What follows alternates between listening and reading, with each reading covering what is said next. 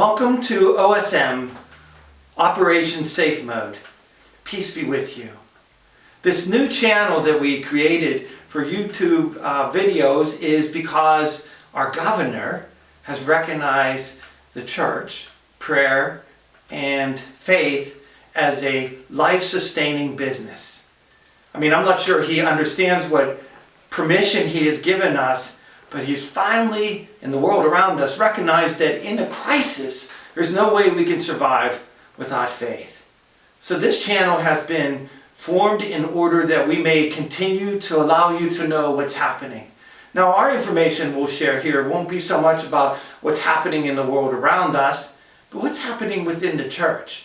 When will we be able to get back together to celebrate Mass? So we'll keep you informed with what's happening with our parishes, our diocese, and of course, the church throughout the world. This video also, and this video channel also, is an opportunity for community connectivity. It's a kind of fancy thing that people say now. I'm learning all these new jargons here, you know. But community connectivity is something that we do when we gather for Mass. It's what we do with the bulletin. It's what we do when we come to devotional celebrations. But those things have been taken from us. So now we have to try to figure out how to stay connected as a community. So I'm hoping that this YouTube channel will help us to do that. And also, really, it's forcing us to get with the times.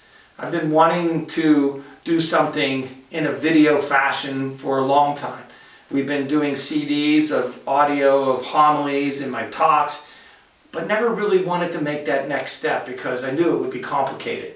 But now, because of the crisis and because of our distancing between each other, we certainly want to be able to be connected. So we're getting up with the times, and this may be something that will help us in the future.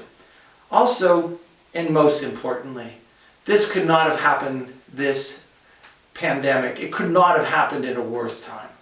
Right as we begin to prepare for the greatest feast, the resurrection of Christ Jesus in Easter, in our Lenten journey. So, if this YouTube video and the episodes to follow can help us to make the best Lent ever, then we will be successful. We always talk about making a best Lent. We always form it into our minds of what we're going to give up, what we're going to pray, how we're going to help others. But now we're forced into a difficult situation. But I think, too, it will allow us to make the best Lent ever. I'm going to talk a little bit more about those points that I just mentioned, but I just want to go back to the idea of the name of our video, OSM, Operation Safe Mode. When we were told that we had to keep our safe distances, you know, I got my tape measure out and I actually pulled it out to 6 feet. I just want you to know that I am staying a safe distance from those who are filming this because it is important to me to do that. So when I start thinking safe practices, yeah, we have to be on board with that. But what do we do in that period of time faith-wise?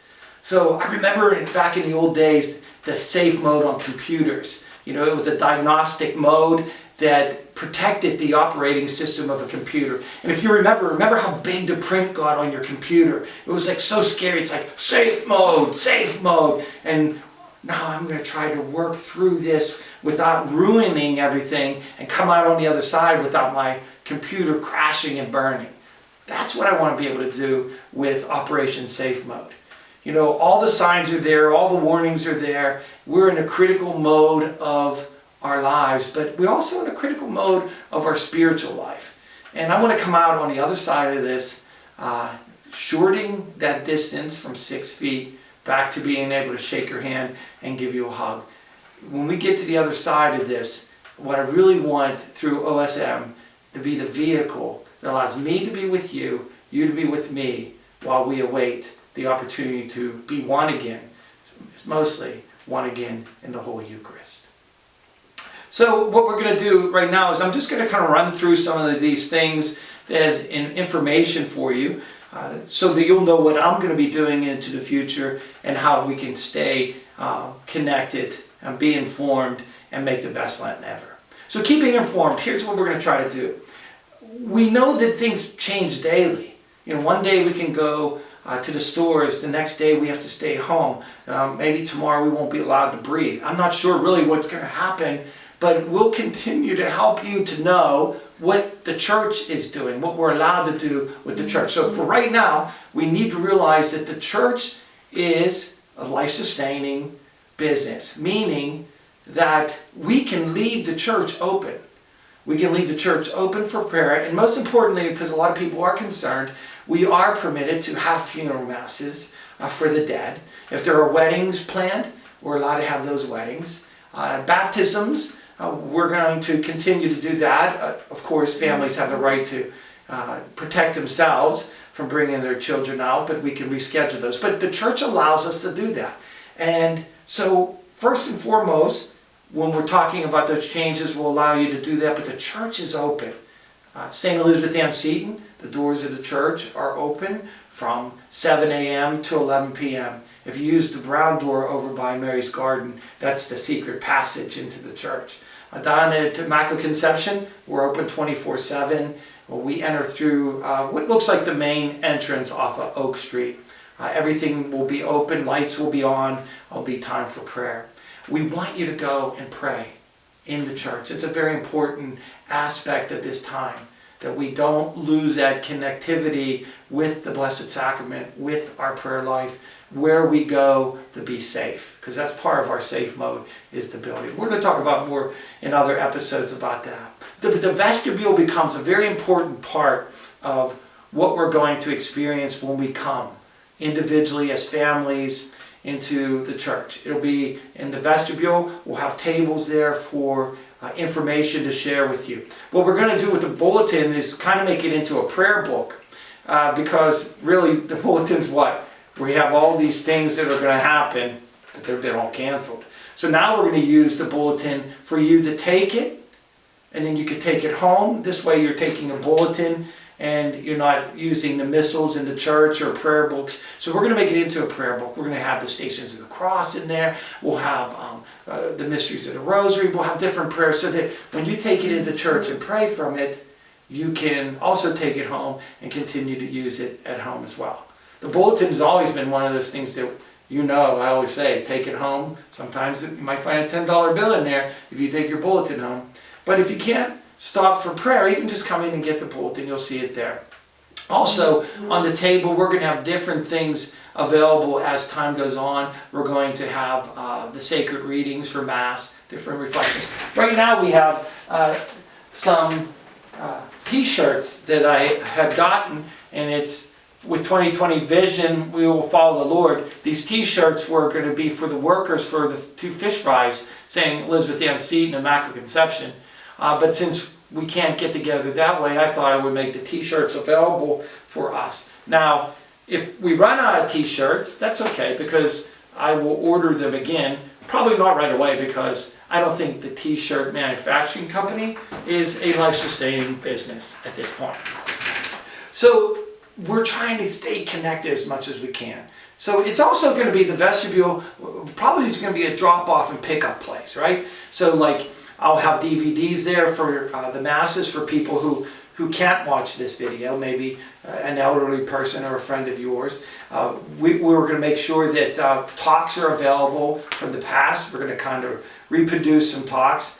I have a CD that I did for Theology on the Vine, kind of my life story, and it's kind of funny, so you might want to have a little bit of humor going on. So use the vestibule as our place of coming and going.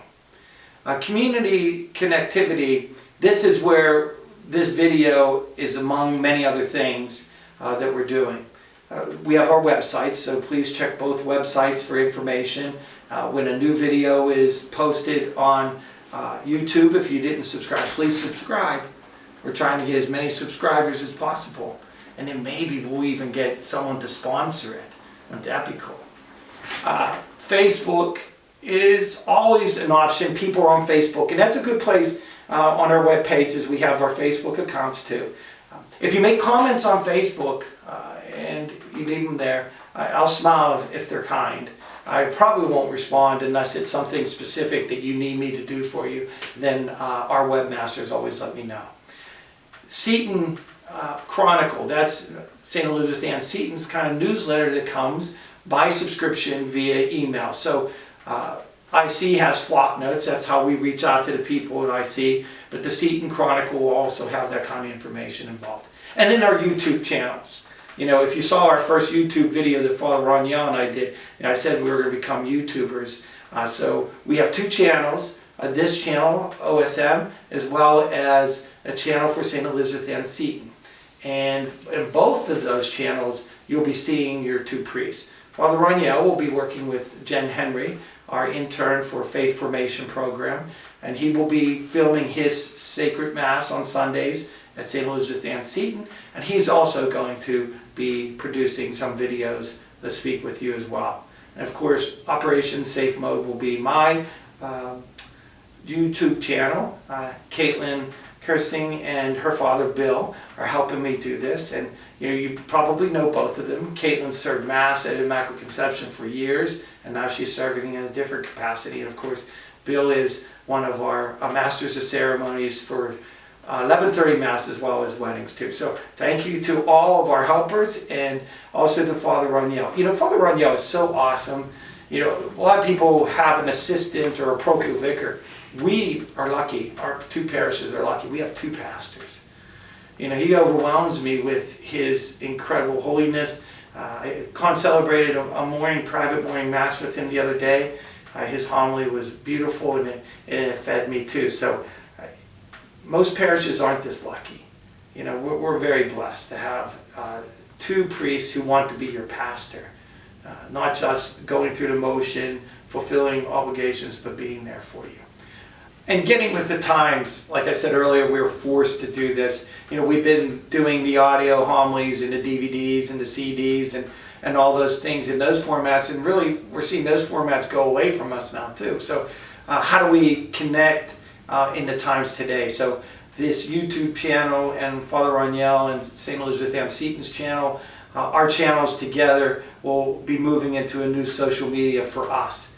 The good kind of social media that allows us to give you the information we want you to receive and to share with your family and friends. So the crisis is you know, going to force us to do things differently and follow each other in a different manner. The most important thing really is for all of us. We're struggling in different ways. It's hard to continue to think of Lent in the same way, even for me. Friday was a difficult day knowing that no one was coming to be with me to offer the Stations of the Cross. So we really want this YouTube channel, OSM, to help us still make the best Lent ever. You know, that's Matthew Kelly. He tells us, make the best Lent ever. Well, in a crisis, we'll learn how to make the best Lent ever. In fact, God makes the greatest saints in the times of the crisis. Not just the crisis of the church, but the crisis of the world. Who steps up? Who comes to the foreground? And that all was generated from our own spiritual lives. That's all generated from our own families. Already I have so many people calling saying, Father, if anybody's in need, let me know. We are going to let you know, because we're going to get to that. But making the best Lent ever in a heightened alert society, while we have to stay in this safe mode, is going to be a Lenten sacrifice in itself. So just to wrap up this morning's OSM production, is just to let you know what we're going to be doing. What kind of things are you going to find posted here on this YouTube channel, as well as posted on the channel that Father Raniel is working with at St. Elizabeth Ann Seton. You're going to see the Sunday Mass, as hopefully you already viewed the Sunday Mass from this week. We're going to allow ourselves to know that Holy Communion is a spiritual communion that we can make. So why is that important to us? Devotion and prayer. I'm going to have an episode on devotion, prayer, using our Bible, learning to use it and praying with it, and reflections. So what I hope to do in the upcoming episodes is really to touch on those kinds of things. The next episode, I'm going to do a reflection basically on my worst nightmare coming true. What does it mean to be obligated to go to Mass? Now that the obligation was suspended, and now that we can't even go to Mass. That'll be our first video. And then we're going to look into how to pray, I'm going to teach you how to pray as family, and I'm also going to teach you some shortcuts to prayer that I use, and I think you'll find those as well. One thing we won't be doing here is any kind of like cooking show kind of thing, because I just use a microwave. But really, what we want to accomplish in that best Lent ever is for all of us to grow in that love of who we are as Catholics. The last thing that we want after this pandemic is over is to be a remembrance of fear. What I really want all of us in 5 years from now, the only thing I want us to remember is how we grew in faith. How even when we didn't have to come to church, we took time and came to church. How we used this stability of Jesus, I trust in you, as our motto. And also I hope in these videos, these YouTube videos with you, that we can certainly make you laugh. Because laughter is, in my estimation, the greatest form of prayer, of trusting Christ Jesus and in his love. So for now, peace be with you.